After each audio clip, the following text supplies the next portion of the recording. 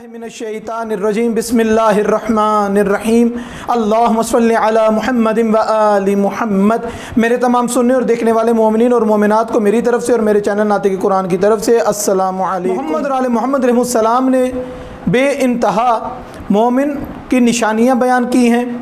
बहुत जगहों पर मुनाफिक की अलामात का भी ज़िक्र किया गया है। मोमिन की सिफ़ात क्या हैं, मोहम्मद और आले मोहम्मद अलैहिस्सलाम ने यह भी बयान फरमाया है। मगर आज जिस चीज़ का ज़िक्र कर रहा हूँ वो मौला इमाम सादिक अलैहिस्सलाम का इरशाद गिरामी है कि मौला फरमाते हैं कि चार चीज़ें ऐसी हैं जिससे मोमिन ज़रूर रूबरू होता है। इमाम सादिक अलैहिस्सलाम फरमाते हैं कि न पहले नंबर पर मोमिन का सामना, मोमिन का साथ किसी बुरे हमसाये का ज़रूर होता है। अगर उसका हमसाया होगा तो यकीनन कोई ना कोई अज़ियत वाली बात, अज़ियत वाला काम वो मोमिन के लिए करता रहेगा।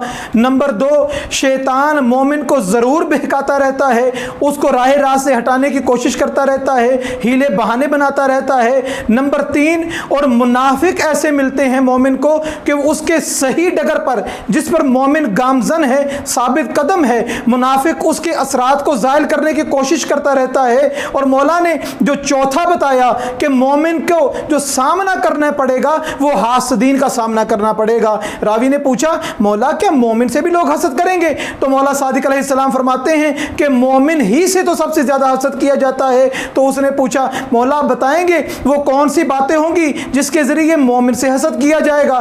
तो मौला सादिक अलैहिस्सलाम ने फरमाया कि अगर कोई शख्स मोमिन के बारे में कोई झूठ बात करेगा तो दूसरा बंदा सुनने वाला बगैर तस्दीक किए उस पर यकीन कर लिया करेगा।